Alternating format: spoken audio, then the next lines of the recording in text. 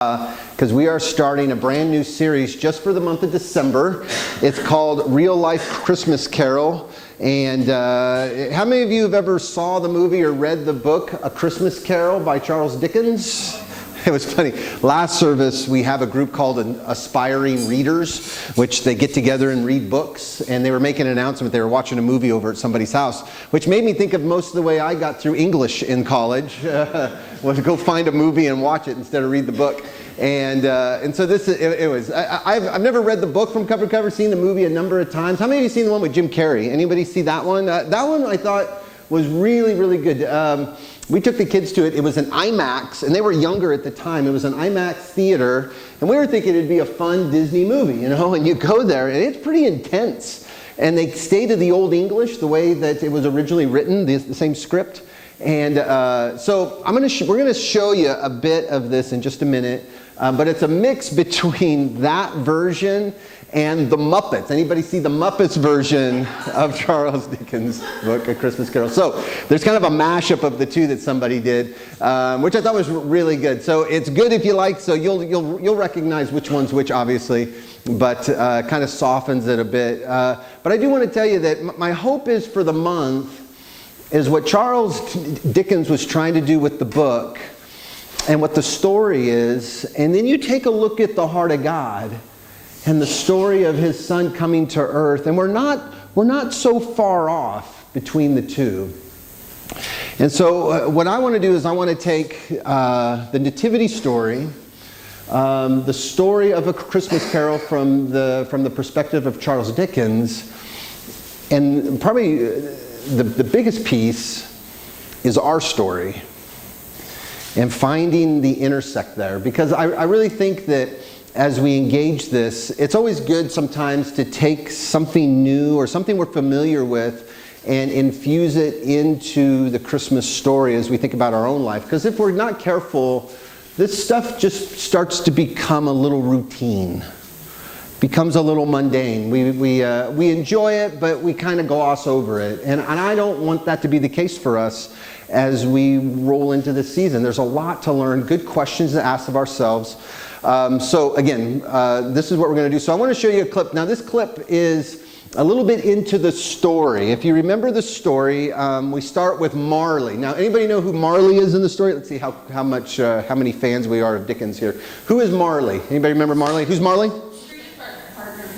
Okay, yeah, the book actually starts out like this. Marley is dead. That's how it starts. Every good Christmas story starts like that. Marley is dead. And this is an important part. In fact, in the book it says if you don't get that part, the rest of it doesn't really matter. Marley is dead. Dead as a doornail. If you ever heard that statement before, that comes from the book. He's dead as a doornail. And of course, he will later say it should be as dead as a coffin nail, because it seems like that would be better. But the fact of the matter is Marley is dead. And Marley was a partner with Scrooge in making lots of money. Okay, he was an accountant, a bookkeeper. You get the sense he was probably a lawyer, at least the way that he acts. Any lawyers in the room, sorry, but it just seems that way. Whatever it is, he's got a lot of money. And with that money comes a tremendous burden on his heart. And so if you remember in the beginning scenes, Scrooge is actually sniping at his nephew, who really loves Christmas, really loves the holidays, and Scrooge just constantly is dumping on him, making fun of him, putting him down. At one point, he even says that those that celebrate the holidays for Christmas, they're idiots, and that they should die. The poor should die. They're a surplus of humanity, and they're just getting in the way.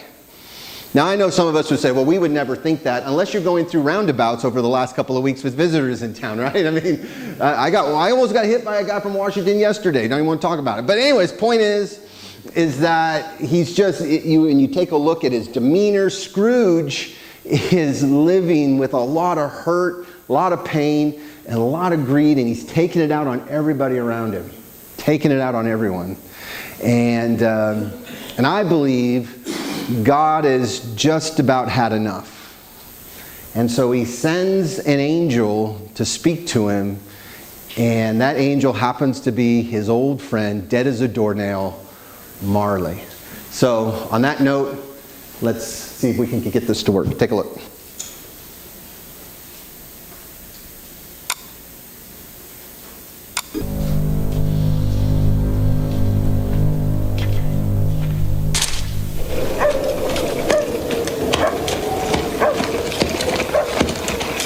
Scrooge lived in chambers which had once belonged to his old business partners, Jacob and Robert Marley. Have some bread? Not while I'm working. Okay, suit yourself. The building was a dismal heap of brick on a dark street. Now, once again, I must ask you to remember that the Marleys were dead and decaying in their graves. Yuck! That one thing you must remember, or nothing that follows will seem wondrous. Why are you whispering? It's for dramatic emphasis. Oh. Shh.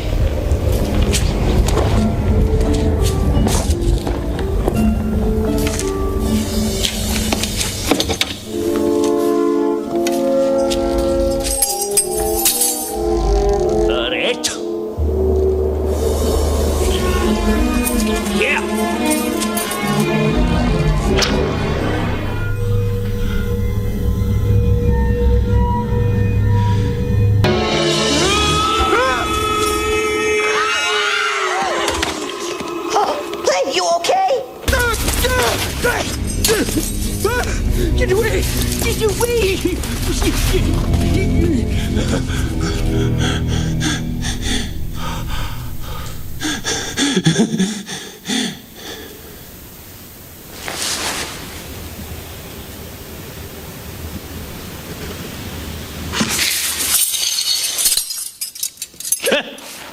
Golden Dash. Oh, Gonzo, speak to me. Mr. Dickens, Charlie, are you hurt? To say that Scrooge was not startled would be untrue. Still, the moment had passed, and the world was as it should be. He ain't hurt. Didn't even break his concentration. Nothing. Oh.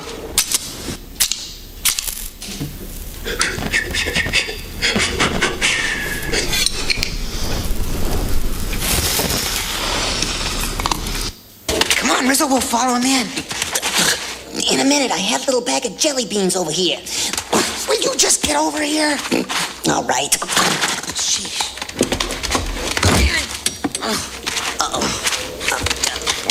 Steady. Scrooge made his way up the staircase, caring not a button for the darkness. Darkness was cheap, and Scrooge liked it. But the incident at the door had made Scrooge wary. Before he shut himself in for the night, he searched his rooms. Okay, that does it. Pardon? How do you know what Scrooge is doing? We're down here and he's up there. I keep telling you, storytellers are omniscient. I know everything. Hoity-toity, Mr. Godlike Smarty Pants. To conduct a proper search, Scrooge was forced to light the lamps. How does he do that?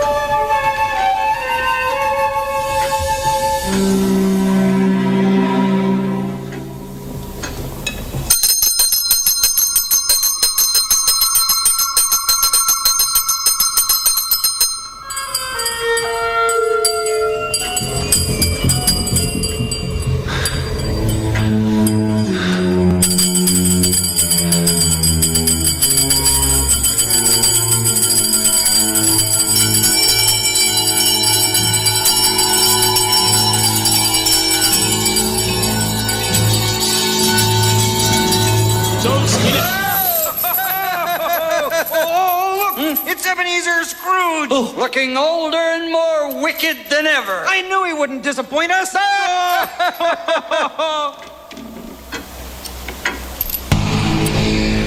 Who are you? In life, we were your partners, Jacob And Robert Marley. Can you sit down? Why do you doubt your senses? Slight disorder of the stomach can make them cheat. You may be an undigested bit of beef. a lot of mustard, a crumb of cheese, a fragment of underdone potato. There's more of gravy than of grave about you. More of gravy than of grave. What a terrible pun. Where do you get those jokes? Leave comedy to the bears, Ebenezer. We're Marley and Marley, avarice and greed. We took advantage of the poor, just ignored the needy. We specialized in causing pain, spreading fear and doubt. And if you could not pay the rent, we simply threw you out. There was the year we evicted the entire orphanage I remember the little tykes all standing in the snowbank. with their little frostbitten teddy bears. We're Marley and Marley, our hearts were painted black. We should have known our evil deeds would put us both in shackles. Captive bound, we're double iron, exhausted by the weight. As freedom comes from giving love, So prison comes with hate. we're Marley and Marley. We're Marley and Marley. You're always a good man of business. True, there was something about mankind we loved. I think it was their money. Doomed Scrooge, you're doomed for all time. Your future is a horror story written by your crime. Your chains are forced by what you say and do.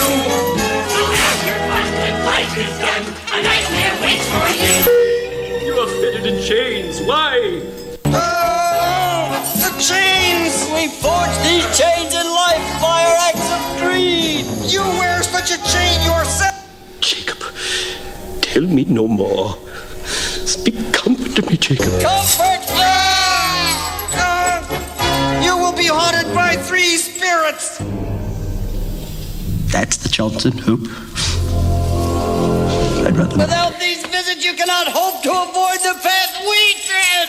Expect the first ghost tonight when the bell tolls 1. Can't I take them all at once and have it over with, Jacob? When the bell tolls 1.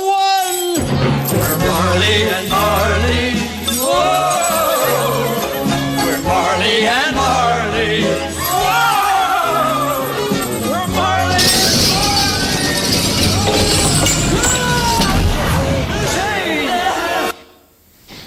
and All right, so kind of silly, isn't it? I guess if I was more red, I would just read to you those 3 chapters. So, anyways, can we get this third light put on? Perfect, thanks. This one here, this light right across the front here. Perfect. All right.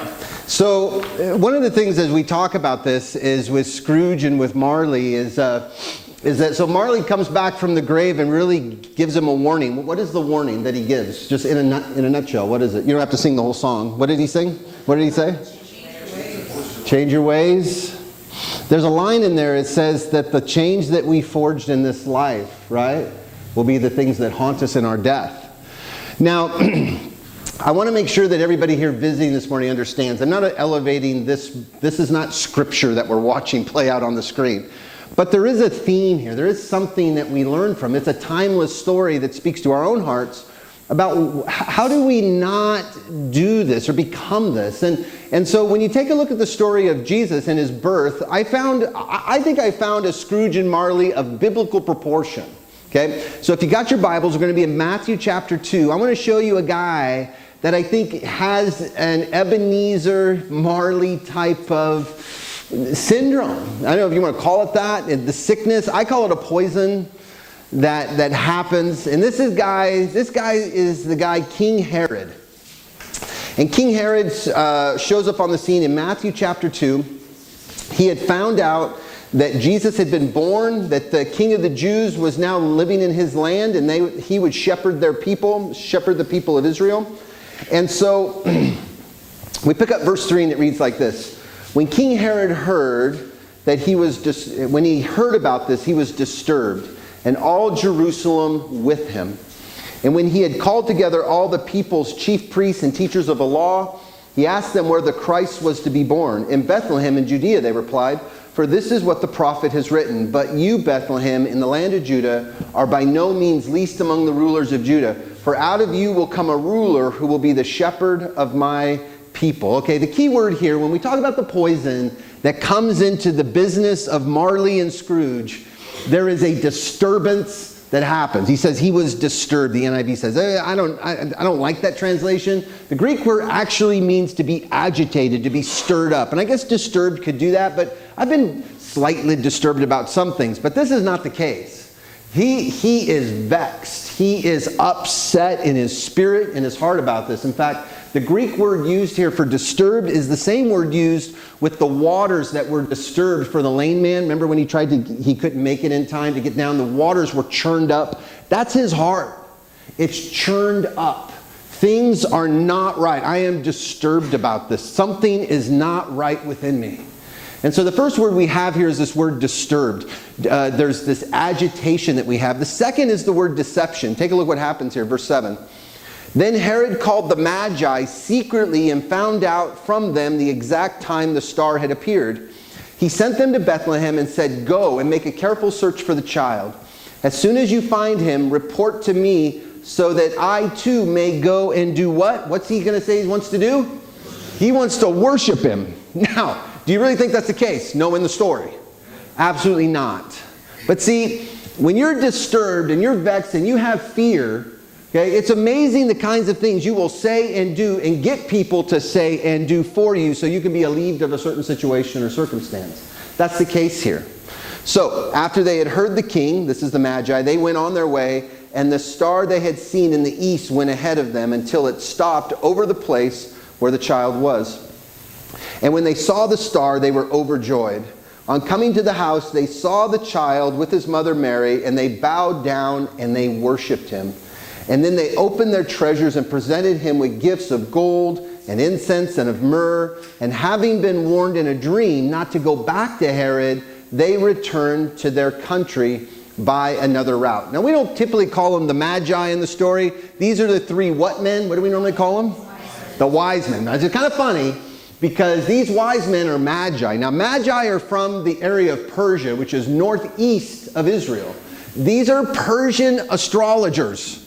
All right, these are palm readers. These are the folks that have the psychic hotlines. That's who these folks are. These are your wise men, okay? And these wise men were looking out and they see a star. So I got to tell you something. You know, now I'm not giving, I better be careful here. I'm not giving credence to psychics or palm readers. That's not what I'm saying. But in this case, in this story, God uses these Persian astrologers to come in contact with Herod, to come down and find Jesus, okay? And they bring gold, frankincense, and myrrh. These people are smart enough to know who Jesus was. They knew the history of the Jews and understood who Christ was. Now, the Pharisees and the teachers of the law obviously didn't see this, but they did. And so they come down, they talk with Herod. Herod says, "Hey, yeah, you're here to find him? We've heard about him. Great. If you find him, come let me know because I would like to worship him." So they get down there, they find him, and in a dream that night, the angel of the Lord tells them, "Hey, don't go back to Herod. He's a crook. Don't do it." And so they go another way. But this is what happens. See, we get disturbed, then we begin to deceive, and the last one here that we see from Herod is fury and death. Take a look here at verse 16. When Herod realized that he had been outwitted by the Magi, he was furious, and he gave order to kill all the boys in Bethlehem and its vicinity who were 2 years old and under, in accordance with the time he had learned from the Magi. Then what was said through the prophet Jeremiah was fulfilled. A voice is heard in Ramah, weeping and great mourning, Rachel weeping for her children and refusing to be comforted because they are no more. So what does Herod do? He sends out his soldiers, goes to the town and kills every boy that's under the age of what? 2 years old. So if you have a nativity at your house, just understand the three wise men that show up, Jesus should be about yay tall, running around, climbing the curtains. Okay, he's not in his manger at this point. He's probably 1.5 years old, maybe even older, because that's why the king says anybody 2 and under, we're going to kill him. Okay, so that's when the Magi find him. Mary and Joseph had been there for quite a while, raising their son before they have to leave because of Herod. So the Magi show up, they get that angel of the Lord, the warning there, they take off, and so Herod finds out about it and he is furious. And in his fury, he decides to do whatever it takes. We're killing them all because I'm not going to lose power. I'm not going to lose control. I'm not going to lose what I have. I have my stuff, and no baby, nothing like that's going to stand in my way. Okay? That's the business of Scrooge and Marley. Fear, lies, and death. Now, I know in the 21st century we might say, Mike, come on. I'm doing the best I can. Totally. So was Herod. Let me say this, and this is going to sound kind of weird, but if you had gone through what Herod went through, if you knew Herod's history and you were him, you would probably do the same thing. No, not me, Mike. Yeah. How many of you have seen those videos from Black Fridays at Walmart's? Huh? I mean, I think Cyber Mondays have saved hundreds of lives. Just stay at home. Click, click, click, got it. Okay? Love it. Here's the thing. It's amazing. During the holidays, if we're not careful, we can find ourselves becoming the Scrooge and the Marley of our families, on the roadways, in the stores, in our workplaces. So what we want to do is I want to take a bit and I want to talk about the symptoms of this kind of poison. And actually, Paul talks about this in Philippians 3. So Philippians 3:17 reads like this. It says, "Join with others in following my example, brothers, and take note of those who live according to the pattern we gave you. For as I have often told you before, and now say again with many tears, many live as enemies of the cross of Christ. Their destiny is their destruction. Their God is their stomach. Their glory is in their shame. Their mind is set on earthly things. But our citizenship is heaven, and we eagerly await a Savior from there, the Lord Jesus Christ, who, by the power that enables him, brings everything under his control and will transform our lowly bodies so that they will be like his glorious body." All right, I think from this text here, I take this and I kind of infuse it upon the story of Herod and the story of Scrooge and Marley. And I just want to take a look at a few things, okay? A few symptoms of what happens when the poison begins to seep into our life. We begin to see it, okay? Jesus will call this fruit. We'll start to see the fruit from this line of thinking when fear and greed begin to be a part of our life. It begins to poison us.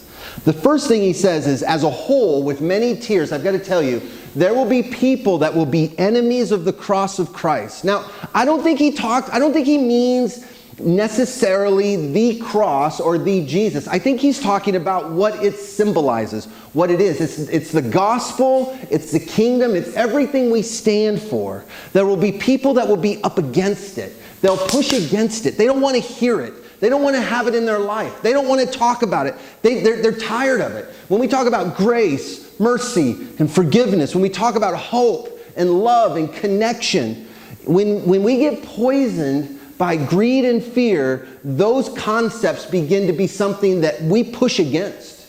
Okay? How many of us have been in a situation and circumstance where we heard something that was true, but because of our fear or our greed, we don't want to have anything to do with it. We just push away from it. Hey, listen, I don't want to hear it. I don't want to hear it. I'm in a spot and I don't want to leave it. Hey, I'm this way when it comes to certain foods. Hey, Mike, you shouldn't be eating. I don't want to hear that. Bacon is delicious. Don't tell me otherwise. My mind's made up. Don't confuse me with the facts. So what begins to happen is that during this holiday season, it's easy to stand on the outside and go, boy, I'm glad I'm not like that. But all of us at times, if we're not careful, can slip into these patterns. Sometimes they're for 10 minutes. Sometimes they've been for the last 10 years. Whatever the case is, you'll know it when the symptoms start popping up. And he lists them off right here. Let me give you there's 4 of them. Here they are. First one is this. 4 symptoms that you're starting to get poisoned. Number 1, you see destruction as your destiny. First thing Paul says here is that these folks that live as enemies of the cross of Christ, they see their destiny is in destruction. Okay? So when you begin to live, when I begin to live as if the end of my life is the end of all things, I start to go crazy. When I start to think that I'm 43 years old, I've got about, all things being equal in science, I don't know, even if I cut back on the bacon in half, what do you think, babe? I can probably make it on 35 years. I'm thinking 78 would be good, 70, it depends. I don't know if I want to go past 85. Anybody here older than 85? Okay, Sue, I want to be as old as Sue. I want to be as healthy, but you start to think like this. Because when you're 43, you're thinking, doing the math in your head, well, it's about time for me to have that midlife crisis, right?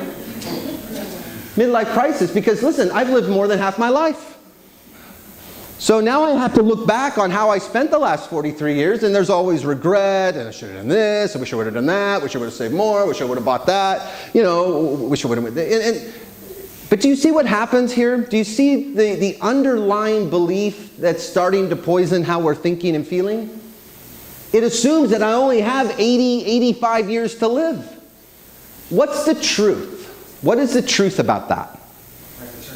I have eternity to live. I am never going to die. Lean to the person next to you. Just lean over, touch them, stick your finger in their ear. Tell them, hey, listen, you are never going to die.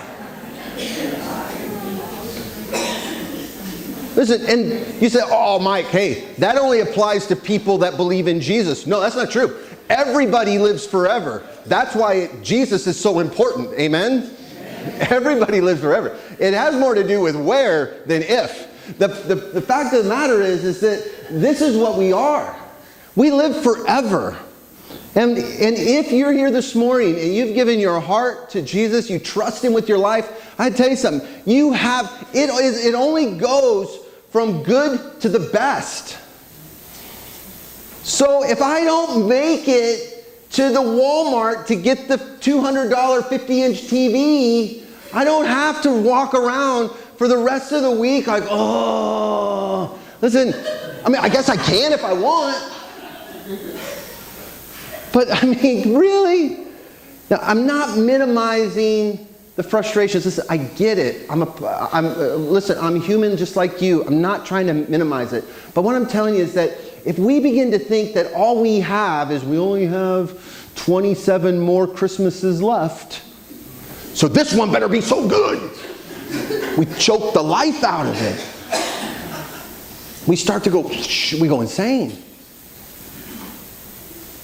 We start to be agitated in our spirit. We become deceptive in our language. And if things don't go our way, we are angry and we take it out on others. And that's the business of Scrooge and Marley. Holding on to what you have and you just don't want to let it go. Symptom one, you think that the end of your life is the end of all days. That destruction is somehow your destiny. Secondly, you're driven by your stomach. It's interesting that Paul says here, their God is their what? Is their stomach. Now, I don't think he's specifically talking about food here, although in the 21st century that would probably be, well, at least one thing on the list. But I think here he's talking about our desires, our compulsive desires. I was with a friend of mine a long time ago, and he started, in fact, Ken Weitzman, who started the church there at Bend High Antioch Church, great church. I remember when he was first starting the church, and we were talking, and he was telling me about one of the things that really moved him to start a church and why they do what they do. And he used this passage. He said, in his experience, it seems as if the Christian community is driven by their stomach. I'm like, I don't know what you mean by that. And he's like, well, we consume. We consume music, we consume messages, we consume Bibles, we consume groups and organizations, and we consume, and the root of it is this sense of it's about us. It's about us and what we want and what we need, and so we feed on it. Now I want you to know there is an aspect of it where there's self-care. Okay, so don't hear me to not say something, but I do want to make sure we understand that when we are driven by our stomachs and all we're doing is consuming, and there's no way of releasing, there's no way of giving back, or there's no way of releasing it to others, I'll tell you something, you'll consume until you are bloated. Anybody want to give a testimony to that? Where you eat until you're like, I don't want to see food. Yeah, I mean, I remember I can eat sometimes and just be sitting, and I'm just irritable. I'm tired. You know, I don't want to talk. Listen, and someone says, hey, would you like some more pumpkin pie? No, you know what I'm saying? Well, maybe one more bite, you know. But that's what it is. We're uncomfortable, nothing works, nothing tastes good. Listen, you know, part of that is because we're just so consuming that we just need to give it away. I mean, isn't that what Molly's doing here for her 16th birthday? It's your 16th, right, that we're doing this for? On her 16th birthday, she's just decided, you know, the best thing for me is to give away. Okay? Yeah, and not to be too weird about it, but I mean, you imagine if you just ate and ate and ate and nothing ever left. You would die. We have to make sure that we understand that having more is not going to solve the problem. I mean, and having it your way isn't always the answer. In fact, I would say it's the times in our life where we learn how to show grace, how to receive and give mercy, how to give and receive forgiveness, are the places where we're the healthiest in our life. So be careful on that. And it's a sign as we're consuming and we're consuming. We see it, and this time of year, I can tell you, I fall prey to it. It seems like every year around this time, my phone is terrible and I need a new one. You know who tells me that? Guess. All the phone companies that tell me I need a new one. Or my computer, or my clothes, or my whatever. I need leaner and tighter abs in January. You know, they're going to sell me that. Nothing's ever... Listen. Okay. Number 3. The symptoms that we're talking about here, destruction becomes our destiny. We're driven by our stomachs. The third one is we pride ourselves in dishonest living. That's what he says here. He says they pride themselves on their shame. I don't think he's talking about like they're shamefully proud, but I think what he means is that, so they're doing these dishonest things over here, and they actually are pretty proud of them. Like, they're cutting corners, they're ripping people off, they're not being honest about things, and they're actually getting perks for it. You know, like the lady across the counter who's flustered actually gives you a 5 instead of a 1, and you walk away and go, yes, thank you, God. What? Or, you know, you manipulate or you controlled something, and you got it to go your way, and thank you, Jesus. Well, you know, maybe that might be a problem.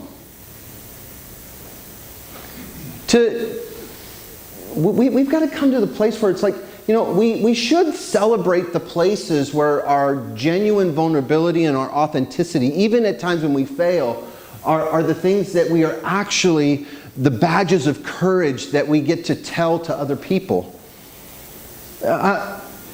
Honesty and integrity go out the window when fear and greed seep into our hearts and life. And we begin to think, and I mentioned this last week, we become frighteningly practical to get what we want. And in those places, I'm telling you, the poison begins to sink in. And the last one is this, and he mentions it here, our mind is set on earthly things. I just put here, all you can see is the here and the now. We're so caught up in what's in front of us that we're just, it becomes the ticker tape of our brain. Anybody, if you watch Sports Center or CNN, Fox News, how many of you, if you're watching that, there's a little line that goes on the bottom of the screen? We call this the ticker tape. When I say we, I didn't make it up, but they call it the ticker tape. And it's actually from back in the 1920s. You know the stock market? You ever watch those old movies, like the old Annie movies and stuff like that? Remember the old guy, Mr. Anyways, Baldhead. Anyways, the tape would come out. This is where I first learned this, you know. This little tape's coming out. Remember, they would read the stock market, and they just read the stock. That's called the ticker tape. Well, they actually put that on the bottom of the screen now. It's a constantly running news feed.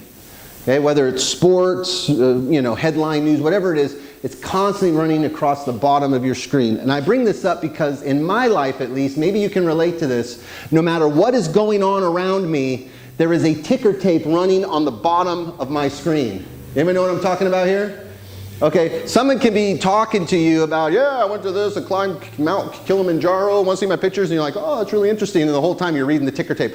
Gosh, I got to get here. I got to do this. I got to buy that. I got to get to here. I wonder what I'm going to do about this. How come they called me that? And we can go on and on. And it's running in the back of your mind the whole time. Okay, and it just runs and runs. You sleep and you think about it. You wake up, it's the first thing. You brush your teeth. You're in the shower. And you're eating, talking to your kids. You're watching wrestling. And you know what we call that? We call that worship. That's what we worship. It's the mental chewing gum that we're constantly chewing on all the time. And it's in front of us every minute of the day. It's in our minds, it's in our hearts. It's the thing that causes you heartburn. It's the thing that's causing you to be so exhausted, even though you got 9 hours sleep. It's the thing that causing you to not do something and turn to something else. It's the and we would do anything to push at least pause on it. Amen? Amen. Some of us are even doing things. This is maybe sometimes addictions and compulsions. At least push pause on it. I'll just get inebriated on a donut or bacon or whatever it is, something that it will just listen. I want to encourage you that this ticker tape will never stop. All right, let's just pause for a minute and just let that sink in for a minute. Can we just do that? How many of you are looking forward to heaven where the ticker tape isn't there? Amen? Okay, there you go. The ticker tape will never end. So what I want to do is I want to tell you that for me, it's about learning to infuse a few things into that while it's running. It'd be crazy for me to tell you, hey, you know what? You just need to stop that. Just stop that. Oh, well, okay. If it was that simple, it wouldn't be a problem. What it is that I've got to infuse a few things into it. So here's the thing. Yeah, I don't know how I'm going to pay that bill, and I don't know how that's going to be. But here's the thing. I know that this ticker tape is running right past God's eyes just like it is mine. And every time that tape's running across there, you know what that is? It's prayer. Remember when Paul says, pray without ceasing? That's what that is. I'm just turning this to God. Just take it, instead of internalizing it, just say, hey, you know what, God? For a minute here, I'm just going to let you read this thing running across my brain. I can't even put words to it, but that's my prayer. I don't have answers. I don't know, but God, this is what I'm feeling. This is what I'm thinking about. And it's amazing. Once God takes the tape, it's pretty cool what he ends up doing with it. If anything else, you get to know that at least he knows. Amen? Okay. These are the things, because if we don't do that, we just internalize it, and it's like a pressure cooker. Anybody feel like that right now? It's just, you just feel it. It's just. So these are signs. These are signs that the poison can be creeping in. So there's another way, though. How do we deal with this? There's another way. Well, I love what the Magi did here in Matthew 2:11. It says, on coming to the house, they, the Magi, saw the child with his mother Mary, and they bowed down and they worshiped. Then they opened their treasures and presented him with gifts of gold, of incense, and of myrrh. Do you know, the way that I, at least in my life, let me put it like this. The times that I experience fear are the times where I take ownership of things. So if this is my Bible, then I'm now responsible for it, right? And since I'm responsible for it, I got to keep track of it. I got to make sure it's not in the rain. I got to make sure it's in my bag. I got to make sure, because this is my Bible. And so if I lose it, this is mine. And so now I'm a little bit controlling of it because it's mine. But guess what? If it's Rory's Bible, he says, Mike, here's a Bible. It's mine, but you can use it. They might say, oh, Mike, that's even more pressure. Not with the Lord. See, he just says, Mike, you can have it. But if Rory says, hey, Mike, I want you to leave that out in the rain today. Whose Bible is it? It's Rory's. So if I leave it out in the rain, whose fault is that? Rory's, because that's what he wants to do. Now, I'm not freaked out by it. Now I'm saying, oh, are you sure? I mean, I got, whatever reason. He says, no, I want you just to put it out there for now. Okay. Yeah, I said, Mike, what do you mean? Here's the thing.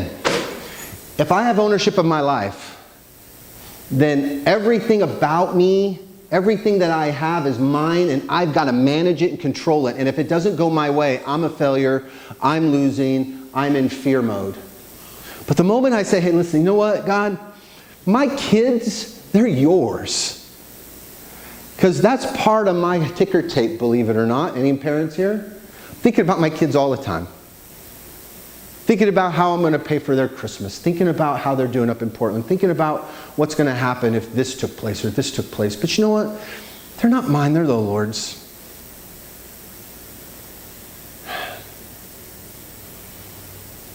They're my greatest treasure. And I just got to give them to Jesus.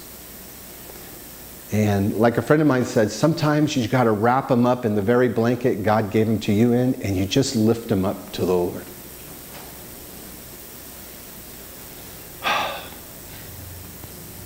Now, does that mean I'm not a good steward of their life? Yeah. But they're God's. And when God says to do this, I'll do it. They're not mine. Neither is my money. Even my life, it's not mine. And the moment I do that, it's amazing. There's an immense amount of pressure that kind of gets relieved out of that pressure cooker. You know what I mean? It's like, psh, like, oh, okay. Because this whole time, I've just been so afraid of failing, which is causing me to hold on, greed, disturbance, deception, and anger. I start to become the Scrooge. Isn't it amazing at the end of the movie, spoiler alert if you've never read the book, okay? At the end of the movie, how quick he is to get rid of the money.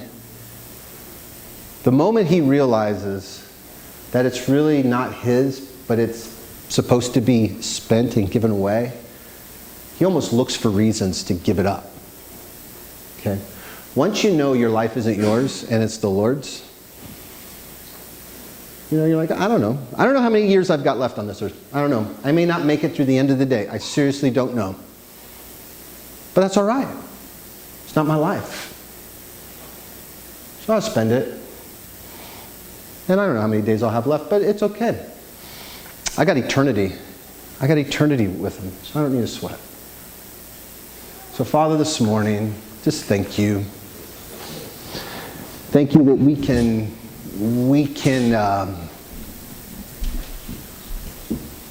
can give this to you. I love the fact that we are not a burden to you. That we are not dumping our stuff on your doorstep. We're not just throwing our hands up and just sticking our heads in the sand. But that, God, we genuinely want to come to you with all the stuff that's been running through our head and through our hearts. We want to bring it all there and just say, God, this is yours. All of our fears, all the stuff, we're just going to give it to you. And God, in my life, whenever I've done that, you have taken it happily. Almost as if you've been waiting the entire time for me to let some of this go. And God, what's even better is that you don't just take it from us and we walk away empty-handed. It's almost as if you give us this gift that we walk away with a peace and a joy and a freedom that we couldn't have got any other way. We had to let go of one thing to take a hold of another.